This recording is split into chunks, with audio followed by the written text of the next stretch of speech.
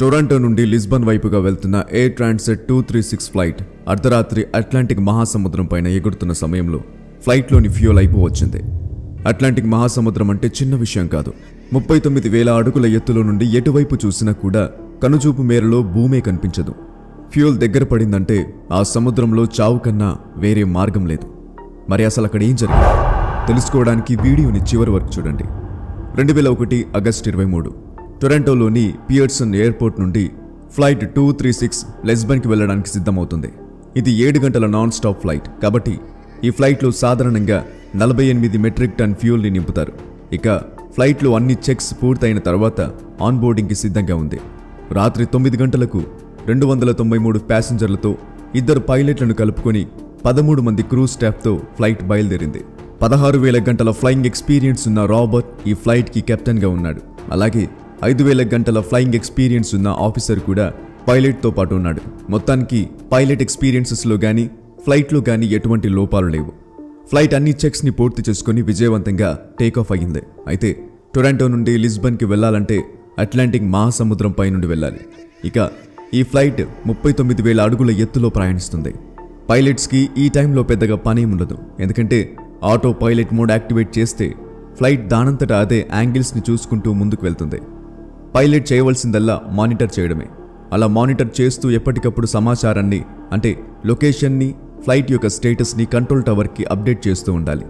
Flight మొదలైన 4 గంటల వరకు కూడా అంతా బాగానే నడిచింది. ఎటువంటి సమస్య లేదు. ఎలాగో ఆ జర్నీ నైట్ కాబట్టి అందరు ప్యాసింజర్లు పడుకున్నారు. కరెక్ట్గా అట్లాంటిక్ మహాసముద్రం మధ్యలో ఉన్నప్పుడు ఒక సమస్య వచ్చింది. ఫ్లైట్కి కుడివైపున ఇంజిన్ రీడింగ్ని పైలట్ గమనించినప్పుడు అందులో ఆయిల్ క్వాంటిటీ, ఆయిల్ టెంపరేచర్ లోగా కనిపించింది. ఇంకా పైలట్కి ఏమర్థం కాలేదు. ఇటువంటి ఎర్రర్ వాళ్ళ కెరీర్లోనే చూడడం, ఎక్స్పీరియన్స్ చేయడం ఫస్ట్ టైం. ఫ్లైట్కి సంబంధించిన మాన్యువల్ని ఓపెన్ చేసి ఎందుకు ఇలా వార్నింగ్ వచ్చింది అని సొల్యూషన్ కోసం చూస్తూ ఉన్నారు. సాధారణంగా ఏ ఫ్లైట్లో అయినా టైం గడుస్తున్న కొద్దీ ఆయిల్ టెంపరేచర్ పెరగాలి, కానీ ఇక్కడ రివర్స్ చూపిస్తుంది. ఆ ఫ్లైట్ మాన్యువల్లో కూడా ఇటువంటి ఎర్రర్ గురించి ఎటువంటి ఇన్ఫర్మేషన్ పైలట్స్కి దొరకలేదు. ఇంకా వెంటనే pilots air Canada transit maintenance యూనిట్కి ఈ సమాచారాన్ని తెలియజేశారు. మెయింటెనెన్స్ యూనిట్కి కూడా ఈ ఎర్రర్ గురించి వినడం ఫస్ట్ టైం అవడంతో వారు ఏ సలహా ఇవ్వలేకపోయారు. కానీ పైలట్ని అలాగే మానిటర్ చేస్తూ ఉండమని సూచించారు. మళ్ళీ కాసేపటి తర్వాత కాంటాక్ట్ అవుతామని చెప్పారు. ఇక చేసేదేం లేక చెకింగ్లో అయితే ఫ్లైట్లో ఏ లోపాలు లేకుండా ఉన్నాయి కాబట్టి ఇంజినే రాంగ్ రీడింగ్ చూపిస్తుందేమో అని కాసేపు రిలాక్స్డ్గా ఉన్నారు. కానీ కాసేపటి తర్వాత కెప్టెన్కి మరొక వార్నింగ్ కనిపించింది. ఇది ముందులాగా ఆయిల్కి సంబంధించిన మెసేజ్ కాదు, ఫ్యూయల్కి సంబంధించిన మెసేజ్. సాధారణంగా ఎయిర్లైన్స్ ప్లేన్ వింగ్స్లో 2 వైపులా సమానంగా ఫ్యూయల్ని డిస్ట్రిబ్యూట్ చేసి పంపుతారు. అయితే ఈ ఫ్లైట్లో మాత్రం 2 వైపులా ఫ్యూయల్ సమానంగా లేదు. రైట్ వింగ్లో ఫ్యూయల్ క్వాంటిటీ తక్కువగా కనిపిస్తుంది. ఇది అంత పెద్ద ఇష్యూ ఏం కాదు. ప్లేన్లో ఒక వింగ్ నుంచి ఇంకో వింగ్కి క్రాస్ ఫీడ్ అనే వాల్వ్ ద్వారా ఫ్యూయల్ని డిస్ట్రిబ్యూట్ చేయవచ్చు. కాబట్టి పైలట్ ఆ ప్రక్రియను ప్రారంభించాడు. ఇక 2 వింగ్స్లో కూడా సరిసమానంగా ఫ్యూయల్ వచ్చింది. కానీ కొన్ని నిమిషాలకే కెప్టెన్కి లో ఫ్యూయల్ వార్నింగ్ వచ్చింది.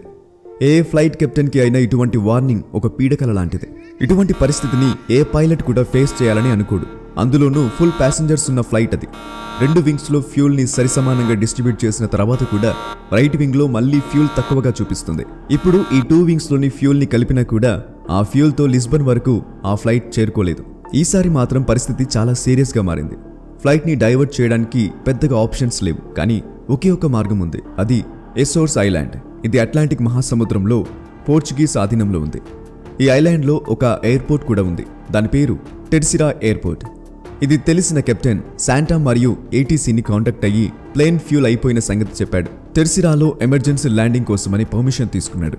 కానీ ఆ ఫ్లైట్లో ఉన్న ఫ్యూల్ కనీసం ఆ ఐలాండ్ వరకు కూడా చేరుకోగలుగుతుందో లేదో అని కన్ఫామ్గా తెలియదు. అప్పటికే ఫ్లైట్లో 7 టన్నుల ఫ్యూల్ మాత్రమే మిగిలి ఉంది. అంటే 7,000 లీటర్లు. ఇది వినడానికి ఎక్కువే అనిపిస్తుంది, కానీ ఆ ఫ్లైట్కి కావాల్సినంత ఫ్యూల్లో ఇది 6% మాత్రమే. కానీ ఇక్కడ ప్రశ్న ఏంటంటే అసలు ఫ్యూల్ ఎందుకంత తొందరగా అయిపోతుంది? చూపించే సెన్సార్స్ రీడింగ్లో ప్రాబ్లం ఉందా, లేదా ఫ్లైట్లో నిజంగానే ఫ్యూల్ అయిపోయిందా అని పైలట్స్కి అర్థం కాని పరిస్థితిలో ఉన్నారు. ఒకవేళ నిజంగానే ఫ్యూల్ తక్కువ అవుతుందంటే దానికి ఖచ్చితంగా ఎక్కడొక చోట ఫ్యూల్ లీకేజ్ అవుతుందేమో అని పైలట్స్కి అనుమానం వచ్చింది. దాంతో కేబిన్ క్రూకి వింగ్ని చెక్ చేయమని చెప్పాడు. ఒకవేళ ఫ్యూల్ తక్కువగా ఉంటే వింగ్లో ఇండికేషన్ చూపిస్తుంది. కానీ క్యాబిన్ క్రూ అక్కడికి వెళ్లి చూసినప్పుడు అంతా చీకటిగా ఉండటంతో ఆ వింగ్లో ఎటువంటి ఇండికేషన్ కనిపించలేదు. ఫ్లైట్లో మాత్రం 1 నిమిషానికి 1000 లీటర్ల ఫ్యూల్ అయిపోతుంది. దీంతో కెప్టెన్కి ఇది ఖచ్చితంగా లీకేజ్ ప్రాబ్లమే అయి ఉంటుంది అని అనుకున్నాడు. ఇటువంటి సిచ్యువేషన్లో టెర్సిరా ఎయిర్పోర్ట్కి చేరుకోవడం చాలా కష్టమైన పని. దాంతో కెప్టెన్ మెయింటెనెన్స్ యూనిట్కి ఏటీసీకి అదే పనిగా కాంటాక్ట్ అవుతూ ఉన్నాడు. ఆ లీకేజ్ని కన్ఫర్మ్ చేసుకోవడానికి 39,000 అడుగుల ఎత్తు నుండి 20,000 అడుగుల ఎత్తుకి నడపమని సూచించారు. కానీ కెప్టెన్ అందుకు ఒప్పుకోలేదు. ఎందుకంటే ఒకవేళ నిజంగానే ఫ్యూల్ లీకేజ్ కన్ఫర్మ్ అయితే మళ్ళీ 39,000 అడుగుల ఎత్తుకి నడపడానికి ఇంధనం సరిపోదు. అందుకే అదే 39,000 అడుగుల ఎత్తులోనే గ్లైడింగ్ ద్వారా అలానే నడిపిస్తూ ఉన్నాడు. మరికొన్ని నిమిషాల్లోనే ప్లేన్ రైట్ ఇంజన్ నుండి మంటలు రావడం స్టార్ట్ అయింది. అప్పటి వరకు ప్రశాంతంగా పడుకున్న ప్యాసింజర్స్ లేచి చూసి భయంతో అరవడం మొదలుపెట్టారు. ఎయిర్ క్రాఫ్ట్లో ఇంకా 4.3 టన్నుల ఫ్యూల్ మాత్రమే మిగిలి ఉంది. ఒక్క ఇంజన్ మాత్రమే పనిచేస్తుంది. ఈ ఒక్క ఇంజన్తో నడపడం సాధ్యమవ్వదు. ఇంకా ఫ్లైట్ కొద్దిగా ఎత్తు తగ్గుతూ వస్తుంది. మరోవైపు టెర్సిరా ఎయిర్పోర్ట్లో ఎమర్జెన్సీ ల్యాండింగ్ కోసం సేఫ్టీ కోసం సిద్ధం చేస్తూ ఉన్నారు.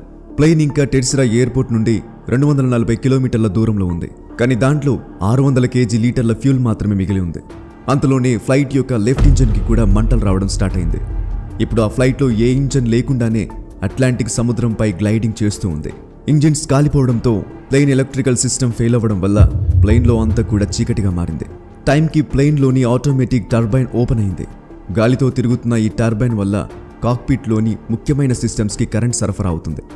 టెర్సిరా ఎయిర్పోర్ట్ ఇంకా 120 కిలోమీటర్ల దూరంలో ఉంది. 39,000 అడుగుల ఎత్తు నుండి 30,000 అడుగుల ఎత్తులోకి విమానాన్ని నడుపుతూ ఉన్నాడు పైలట్. అసలు ఇంకా ఆ విమానంలో ఏమీ లేదు. కేవలం గ్లైడింగ్ ద్వారా మాత్రమే నడిపిస్తున్నారు. ఒకవేళ ఎయిర్పోర్ట్కి చేరుకునే లోపే విమానంలో ఆ కాస్త ఫ్యూల్ అయిపోయిందంటే ఆ ప్లేన్ సముద్రంలో పడిపోతుంది. కాబట్టి ముందు జాగ్రత్తగా ఒకవేళ నీళ్లలో పడ్డా కూడా ప్యాసింజర్స్ మునిగిపోకుండా ఉండటానికి సేఫ్టీ కిట్స్ను కేబిన్ క్రూ అందజేస్తున్నారు. కానీ ఆలోచిస్తే సముద్రంలో ల్యాండ్ అవ్వడం భయంకరమైన పరిస్థితి. సేఫ్టీ కిట్స్ వల్ల మునిగిపోకుండా ఉన్నా కూడా చల్లని నీళ్లలో హైపోథెర్మియాకి గురై చనిపోయే అవకాశం ఉంది. సాధారణంగా ఇంజిన్ లేకుండా విమానాన్ని గ్లైడ్ చేయడం కష్టమైన పని. ఇది పిచ్ కంట్రోల్ మీద ఆధారపడి ఉంటుంది. పైలట్ స్వయంగా స్టిక్ని యూజ్ చేసి కంట్రోల్ చేయాల్సి ఉంటుంది. ప్లేన్ ఎత్తు నిమిషానికి 200 అడుగులు తగ్గుతూ వస్తుంది. ప్లేన్ ఇంకా టెర్సిరా ఎయిర్పోర్ట్ నుండి 15 కిలోమీటర్ల దూరం ఉన్నప్పుడు ఆ ప్లేన్ 13,000 అడుగుల ఎత్తులో ఉంది. సాధారణంగా విమానం ల్యాండింగ్ అయ్యేటప్పుడు 3,000 అడుగుల ఎత్తులో ఉండాలి. ఒకవేళ నోస్ డైవ్ చేస్తూ ఆల్టిట్యూడ్ తగ్గిస్తే ప్లేన్ వేగంతో క్రాష్ ల్యాండ్ అయ్యే ప్రమాదం ఉంది. కాబట్టి పైలట్ ఆ ఫ్లైట్ని 360 డిగ్రీస్లో తిప్పాడు. దీంతో ప్లేన్ 5,000 అడుగుల ఎత్తులోకి వచ్చింది.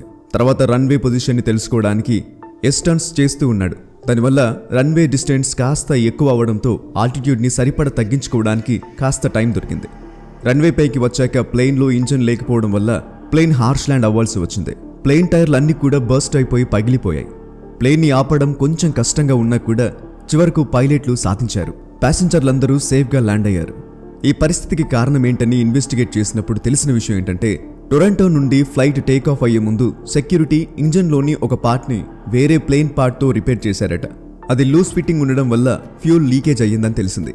కానీ ఇంత ప్రమాదకరమైన దానిని పైలట్ సమయస్ఫూర్తితో టైంకి ఆలోచన చేసి అపాయం నుండి తప్పించారు. దీనికి వారిని ఎంత ప్రశంసించినా తక్కువే.